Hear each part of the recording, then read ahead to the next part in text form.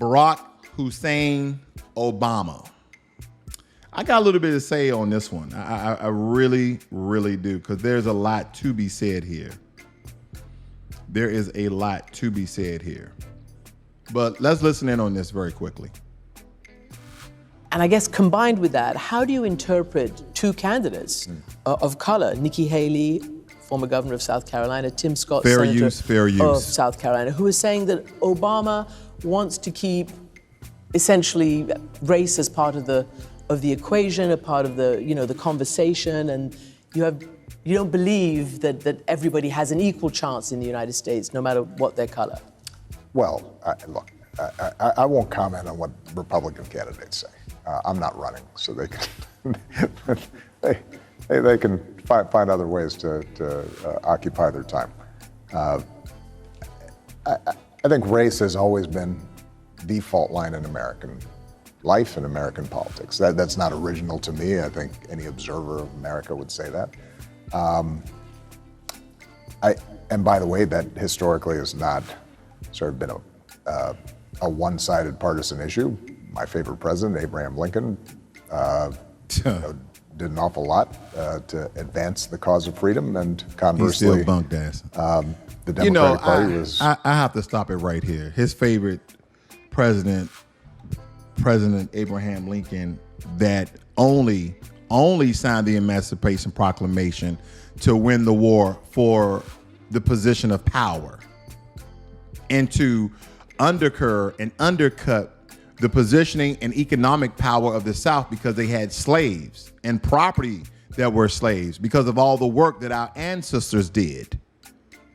So that's the only reason why you could even be mentioning Abraham Lincoln, because he didn't do it for our best interest. He did it for the position of power, being president. Because some people look at President Obama, his historic election as the first Black American president, mixed, that he instilled hope, which he didn't, because hope doesn't feed your family. Hope doesn't do anything. The only thing that hope could do, and probably have done, is inspired people. See, some people believe it would usher in a new era of progress for Black Americans. However, when we do a critical analysis, it reveals that Obama's policies and actions did not always align, or never align, with the expectations of Black people on their urge and the vein of Black empowerment.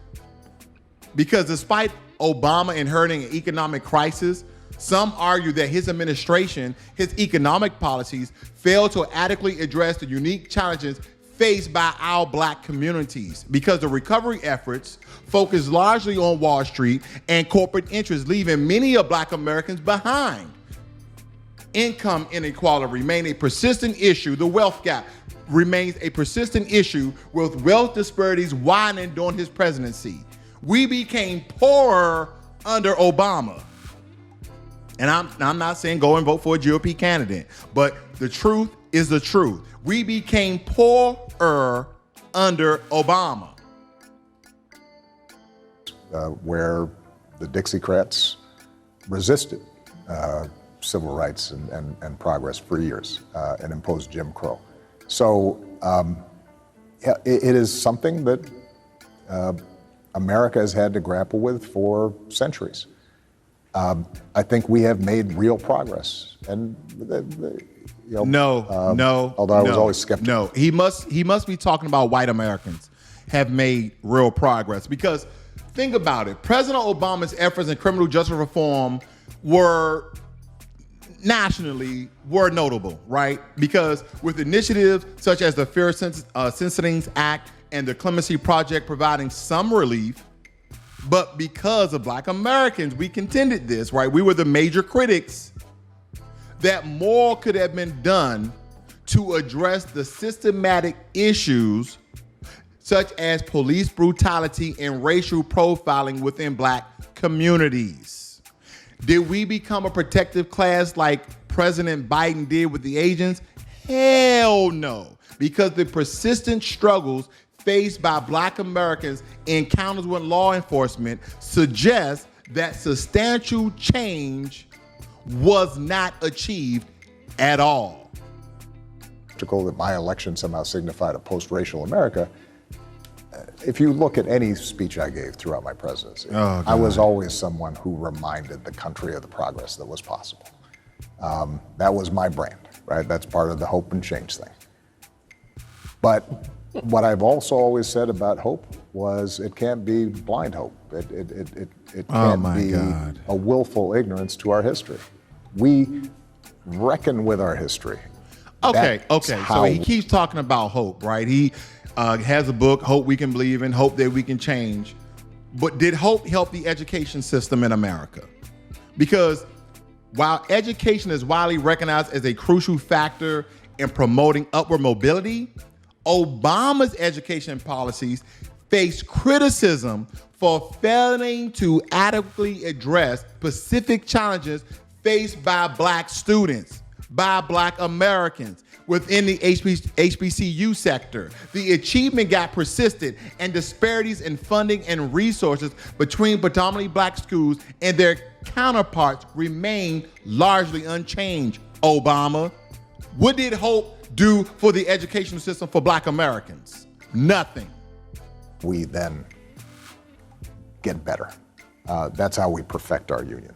In the same way that Germany got better when it looked squarely at what happened during World War II and came to terms with that. And that's part of why it is a thriving, stable, and increasingly diverse society. And that's part of the argument that I think all of us, not just in the United States or in Europe, but around the world, have to come to terms with. Humans have a strong desire to coalesce, particularly during times of stress, around tribe, clan, race, whatever our religious preferences are. And politicians have a good way of exploiting that. And if we don't resist it, then we're going to have problems. And by the way, it's not just that us-them dynamic is not just around race. I would argue that in the United States, and I suspect in Europe as well, changing gender roles. Oh, God, here we go with changing gender roles. That leads into healthcare. So let's talk about healthcare, Obama, because despite you passing the Affordable Care Act or Obamacare, the disparities in healthcare and outcomes for Black Americans remain majorly, significantly, and different than those that are non-Black. Because while the Affordable Health Care Act, it aimed to increase access to health care for all Americans, issues such as limited Medicaid expansion and the persistence of health care deserts in marginalized Black communities hindered progress in achieving what we would like to believe equitable health care for all. But we know who it helped the most. Now, did it help a couple of Black people? But of course it did, family. So don't point that one number out. But was it concentrated for Black Americans? Absolutely not. Have fueled at least as much of a backlash as the racial backlash. This enormous fear among men and those who like the traditional structures and hierarchies and patriarchy get very nervous when you have women suddenly being outspoken and thinking that they should have the same rights and power as men do, and when you have people of different sexual Oh my gosh, such lies. This is such lies, family. Oh my gosh.